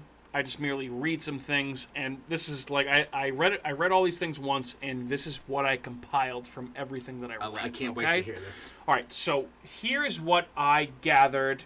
Let me read everything here. Yep. And then you guys can comment on it afterwards. Okay. Okay. So essentially, Nope is a movie about how people are addicted. We kind of talked about this, but they're addicted to spectacle. How they're addicted to Hollywood, and how Hollywood is essentially continuously chasing that next spectacle, right? While chewing up and spitting people out along the way. Okay. Yeah. Like think about with this reality TV. Okay? Like let's say for example, think about like Storage Wars, which is a show that I like quite a bit. What do you think some of like the third or fourth people on Storage Wars from 10 years ago are doing right now? Probably meth. Maybe listening to this podcast, maybe doing meth, maybe doing quite well for themselves. Like the Yup guy, Brandy. Yep. No, I know the Yup guy. Storage. He's doing without, he's doing without a TV camera. Yeah. Barry's retired. Basically, this movie is also about the people, specifically minorities, and animals that have either been forgotten about or abused by the powers that be in Hollywood, okay? These people in this particular movie are exemplified by OJ, who's black, okay? M, who is black, and apparently I picked up she's queer. Yeah. They said that, yeah, so queer, she's black and gay. Jupe, Asian. Gordy, an animal actor, and the guy from the tech guy, he's Hispanic. Yeah. So the everybody was from Euphoria. Yes, I know you mentioned that to me. That's right. Yep. So everybody in this movie except for the cinematographer that comes in at the very the last whatever his name is, Michael Wincott, that actor, is a minority. Okay. Yeah, he had Antler something. He had a weird name. Yeah. So all of these people, he was a weird dude. He was a weird dude. If you think about their backstories, have been kind of like exploited by Hollywood in some way, shape, or form throughout their careers so far, right? I mean, there's even and that's what this whole movie is about. There's even a TMZ guy at the end. Yeah. For Christ's sake, that shows up. I thought that was the most unnecessary part of the entire movie. Yeah. I thought that guy was like a robot. Yeah. Well, yeah, what is and then he was just talking like, "What are here? you doing here?" It's like, what is this guy saying? Yeah. What is going on? So that part was weird. All of these characters here are trying to merely exist on the fringes of Hollywood. They're not thrust to the forefront of Hollywood because they've either been, held back or just haven't been able to do it or whatever. So, for example, like Hayward's horse farm, they're all struggling to basically, despite their great-great-grandfather being the first, movie star, the first person on film. They're not able to, be at the forefront of Hollywood. Also, the fact that nobody remembered that guy's name, despite the fact that they actually remembered the cameraman's name, which is wild. Nope. Nobody thinks about the person's name that's on film. Right. Right?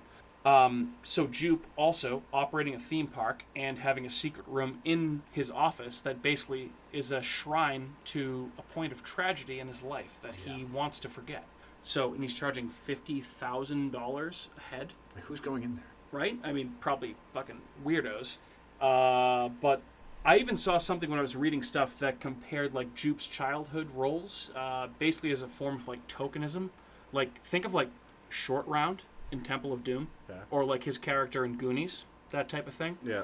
And so the actor that played both of those characters. His name was Joseph Tran. He had a hard time getting roles like after those characters because he was so typecast as like an offensive Asian American stereotype.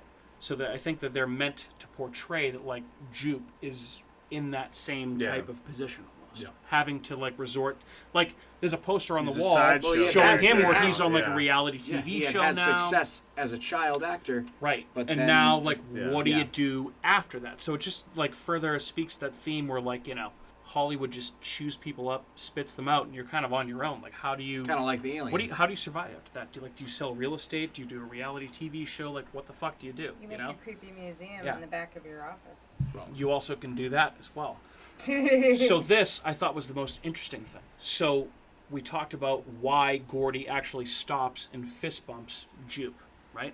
Yeah. So from what I listened to and what I read, the fact that Jupe is like an offensive Asian stereotype of a character, Gordy, as an abused animal actor, feels the same, relates to that, and he stops and he says, "Oh hey, like I can relate to you."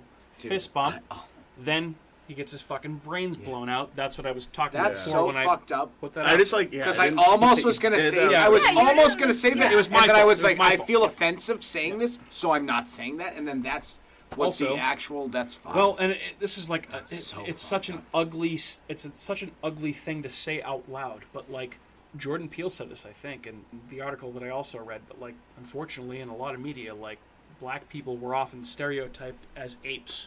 So you can read that way as well, which is fucked up. Like, hey, but if you're gonna make a statement in a movie, then that's how you make a statement. So pretty much like a point. Gordy was saying to Jupe, like, hey, we're the token characters in this show. Like, I got you, brother. Yeah. Here we go. And then I'm not doing that. He gets his brains too blown white. out. Wild, just wild. Yeah, stuff. that's he always has Yeah, a deep meaning in these. Yeah. I wouldn't have even. But put that however, two and two it together. all comes full circle because all of these characters now are trying to exploit the UFO. They all for their become. We own all gain. become the same, right? Especially the producer, who literally just dies. Yeah, just dies for that. Not shot. even dies. Commits suicide because Just for he's that just final like shot. nobody's supposed to see this. Like, is he hoping that like his camera's gonna probably just poop out? And his film's gonna be on there. I don't know what he was thinking, but it was. I don't think he was thinking. He was also I doing don't know. commercials and filming weird animals getting upset at each other. Yeah. So I hope that wasn't. Getting upset at each other. I hope that wasn't. They're just like, I mean, what that's are they essentially doing? what they were fighting, Growling. growling, being upset at each other. I mean, that's essentially what I was trying to put that in the most politically. I guess that was the most political. This movie's making me feel offensive. And I can't. I'm trying to like just mitigate it. You know what you should do is keep walking away from the microphone and talking. That always works good. Gordy. So I know that was a lot of information to take in. Did you guys understand? Like, did you pick up what I was putting down? Like, what do you think? Like, any thoughts it on made that? plenty of sense. Yeah. I feel like I was 50% there, and you just sealed it off. All right. That's well, why you I round, just- you rounded off the edges that You got everything. I was like, I wasn't have really, this idea, and then you went to a whole other level. Yeah. And it's. I mean, see, now do you like the movie more than you did? Yeah, I never. It's not that I never liked. You were but just. I just hoping was for like, something. wow, I really thought this was gonna be like mayhem. Yeah. It kind of was. It kind of though. was, but like, it just there was like 50 people that got sucked up by a Right, vacuum but, alien, like- then spit all over a house, Yeah. and then these lunatics are trying to film it while it's doing. And then I thought that And was then mayhem. changes I mean, into, not like, the a- Well, level. there's the idea of them not just being blown away by what's happening in front of them and just They're being trying to obsessed exploit with it. getting Just a exploit video it. of it. You want to Yeah. make some money. Everyone wants to make money. Couple more quick things before we wrap up tonight, because I know we're getting up against it here. But so I mentioned this before. The films that Jordan Peele actually mentioned as influences on Nope, and I feel like you can see this in all of these movies. You can see the influence. King Kong, Jurassic Park, Close Encounters of the Third Kind, Signs, Andrew, and Catherine, The Wizard of Oz. Yay!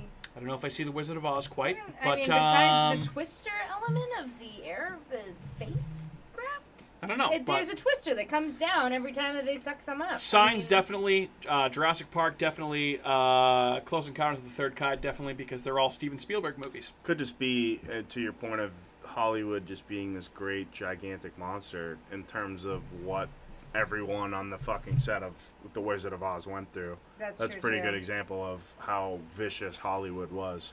Did you see that Cursed Films? Yes. Yeah. Good stuff. Good Yeah. stuff. Guys, if you had to wager money on it, was Gordy played by an actual chimp or a person? That was like the CGI, but a person dressed as a CGI. Kat, was it a chimp or a person? Beads on him. I'll go chimp. And Matt, was it a chimp or a person? I'll say it was a chimp. Okay, it's actually a person. Andy Serkis A guy style. named Terry Notary, who I guess did a lot of like motion cap acting in the Planet of the Apes reboot. Not sure You if know it what? was the Mark Now that I Wahlberg think about that, I one or- fucking It was read very that, too. choppy too. Yeah. Like you could see, like it clearly was CGI or whatever. And then last little cool thing that I saw. So Glenn, Stephen Yeun's character, when he Jupe in the movie, when you're in his office, one of the this is actually a pair of scissors on his desk, the scissors that were used in Us. And Oh, baby. the gold Even scissors. better. I Little love Easter it. egg in there. Little Little Easter egg. Yep. Maybe it's a Jordan Peele shared universe. Oh, it's. I mean, that's okay because that's one person's universe. It's not 8,000 different weird So then universes. all of a sudden Elizabeth Moss will pop out of nowhere and just be like, Last little fun, yeah, right. Last little fun thing that I saw, and you guys tell me who you think he might have played. One of the main roles was apparently offered to Jesse Plemons, and Jesse he turned it Plemons. down for the newest Martin Scorsese movie, Killers of the Flower He would have Moon. been Jupe. Probably Jupe, right? I'm drawing a blank on who that He is. seems like a Jupe. Maybe the cinematographer. Well, he's definitely not the dad. who is this? No. Who are you talking about? So we're talking about no. So basically, Jesse What Plemons. is- He was in Breaking Bad. Maybe the dad, like in the Gordy thing. That would have been a really small role. Maybe though. very small role. Jesse from Who else has a Oh. huge role? Or maybe the nerd dude, like the I figured geek? he would have been the cameraman. I thought so too. Yeah. All right, that's what He's I too thought. young for that role, though. He feels like that because he always plays like he's always wearing a cowboy hat. So I immediately think Jupe. Yeah. Like I feel like that's like because he was in that movie with Benedict Cumberbatch. Benedict recently that Cumberbatch. came out. I forget what it was called. Another Western style. Okay. That's his hat. I don't Who know. knows? I'm not sure. I I'm not think- sure. I mean, we're good. Guys, would you ever watch a sequel to Nope? And will Jordan Peele ever make a sequel to one of his movies? I hope not. I hope he doesn't. I hope he Don't does. spoil it. I would say I hope. Nope. I think if he was gonna do a sequel, I would be down with like a prequel to Us. Like, where did the underground people start from? Like, The that- Tethered. The Yeah. Tethered. I would be cool with that. This movie, I can't see you doing a sequel to this. I don't movie. think so I either. don't either. Seems Cat. unnecessary. In the very end, is OJ dead on the horse? No, he's alive. No, he's alive. He's alive. Okay, Yeah. I didn't know if that was because that's a very like No. like cinematographer whatever. It's the bright orange sweatshirt Yeah. through the dark and dust. But it was too. hazy, so Which? I was like, Oh my god. is he dead? Is she seeing like a mirage? Thought Like on that because they afterwards. said bye to each other with the whole like thing. No, they were saying bye. Actually, his sweatshirt said 2021 on it. Now that I think of it, because I remember saying Oh, that did to, it? to Panetti, because I was like, "What year is this supposed to take place?" And I was like, "Oh, his sweatshirt says 2021." Interesting. I forget exactly what it was though, but it was something. Dude, it was a sequel to the American classic film starring Brendan Fraser, The Mummy, called The Scorpion King. That's what it was. Yeah. Dwayne That's The Rock what it Johnson. was. Yes. As soon as he said that, I was like, "Scorpion," and they used camels instead of horses. Yes. Yep. Oh my god, unbelievable. I was like, this movie is tied to the Mummy. It's in the Mummy universe. God. Fuck fucking It's yeah, also baby. tied to Stargate I know. It's also with Keith David. Yep. Nope. Nope. Nope. Nope. Nope. Nope. Nope. Nope. Nope. That was awesome. All right, guys. Oh, Anything, can we also give a little bit of shout out? I don't know if you guys ever saw this movie as children. The one-eyed, one-horned, flying purple people eaters. Yeah. Oh, what do you You ever see that 80s movie? when I was Yeah, so very I young thought child. that Yeah. was a really cool like homage to that Well, weird that, movie. that was just cool because Michael Wincott's using his voice. Yeah, but that's like a very obscure. Like I feel like most people don't know what that. No, is. no, of Yeah, course I not, know. yeah. Well, That's- figured well, who I remember, doesn't know like, what That's that almost is. like that's you like not know what 40 that years is? old So now. the way What I the was what it on was. Flying Purple People? Yes, I watched it. I remember Yeah. hearing. Well, that's why about it. the Vikings team got I was going named to say the the Purple way People most Eaters. people might recognize it is the The fact Vikings. that the Vikings' defensive line in like the early '90s That's- was known yeah. as Not Purple People not Eaters. nope, not the early 90s. Late '80s. That was like the 70s. Oh, okay, never mind. So people that are like, Oh well, excuse me, mullet man. no, I'm just telling you, most people now are like 20 years old and don't know what the fuck's anything is. I know, So that's why I'm well- surprised Yeah, when people true, know something true, from the 80s, true. let alone the 70s. Yeah, they were the Purple People. I think I may be wrong, but it wasn't the 90s. Even though Maybe they the had one-eyed John purple Randall. people eater That sounds like might that- come out. Sounds like a penis. Yeah, I that was sounds just like a gonna say penis. that. It wasn't. It doesn't have a horn though. Okay. At least yet. All right, One horn. guys. Flying. It's not flying either. Guys, do we have any further thoughts on Nope, other than what we've already stated out loud? Nope. Nope. Nope. Nope. Nope. Yeah, don't look up, but hey, go see Nope, and especially go see it in IMAX, and that's pretty much if you can all I see it in tell you. IMAX, definitely do it, but definitely see it in theaters anyway. It's Absolutely wild. see it in fucking theaters. Deserves to be absolutely the type of movie that's not going to be as effective if you see it on your TV versus seeing it in theaters. At least for the 1000%. first time. Yeah, for the first time. If movie theaters re-release just Jordan Peele movies, they all deserve. They Those would- are they would- definitely. They have all been in the theaters because they all deserve. But to I be mean, in they theaters. should be re-released and like they should have like a Jordan Peele. You think like we're- in 30 years when we're all like 100 years old. Well, I remember going to see those You know what? Jordan Peele movies. I'll be almost 70. Well, I'll probably be dead. both of these things are funny. I will say seriously though, like the more I've thought about this movie, the more I just cannot wait to see what Jordan Peele's next movie is. He can do everything. At this point. Whatever he's it is, done whatever he wants to do. I'm gonna it's see awesome. it like opening weekend. No fucking doubt about it. I'm gonna see it opening His weekend. chops are. He's that interesting. He's that smart. He's that subversive. Like he's honestly, he is like a modern day Rod Serling, like the guy that invented and wrote all the Twilight Zone. He is now that, except he's more horror, which I love, and I love that show, and I just feel like he's that Makes you think. iconic. I like to think. Again, this is the most thought-provoking movie I've seen this year, which I think is something that more people should do. Is have their minds. Can we just jump provoke on the? thoughts. Can we jump on the trend with everybody too? Logan Sure. Paul, you're a fucking idiot, so no one wants to listen to you. Dude, do we ever need to say out loud that Logan Paul's an idiot? His Of course tweet, he he said that this is the worst movie he's ever seen. Then people fucking absolutely. He's the worst person I've ever seen. That's the only reason because I like this movie was made for you. Like you are the reason that this movie because you're. That's actually the guy that wrote the article that I was talking about. Oh really? Yep. Richard. That That's Richard. That was the Newby. one thing I saw was like people are blasting. Logan Paul was like, I hate that guy. I was like, what did they say? Shut Like, up, you're an idiot. So I was like, loser. yeah, you are an idiot. Fuck you, Logan. Some dude tweeted that he tried to say that Jordan Peele is the best horror director of all time, and even Jordan Peele was like, "Come on, Well, give me a that's like- fucking break." like, buddy." I mean, shut up. Yeah. Do you know who That's John Carpenter is? That's recency bias. Yep. Who was the guy that made Phantasm? He might be. Oh, God. Go away. Oh, All I right, gotta show you so what I bought. good evening. Before we dive into more Phantasm talk, here's where you can find us. Hey, guys, next week, wherever you're listening to this show right now, you can listen there again next week, but we're also on Apple, Google, Spotify, Amazon Music, iHeartRadio, Stitcher, Spreaker, and wherever else you may get your podcasts. My God, I've had such a fun time talking about this movie tonight. You guys are all great. You learned me good. Good evening! And say goodbye to your listeners. Good evening. Good evening. Good evening. Good evening. Good evening. Goodbye. Adios, muchacho. Adios, muchacho. Bye. Hey everyone, it's Mike from America's Hometown Horror, and just wanted to say thank you again for listening to another episode of our show, because of course, we would be nothing without you listeners. If you are interested in more local Plymouth podcasts, I would highly recommend you check out some shows by our cohorts on the Inebriart Podcast Network. That's right, the Inebriart Podcast Network, folks. In addition to America's Hometown Horror, you can find the Inebriart Podcast, Bar Talk, Theme Park Legends, Retro Redoctopus, and Old Colony Cast. Head on over and give them a listen.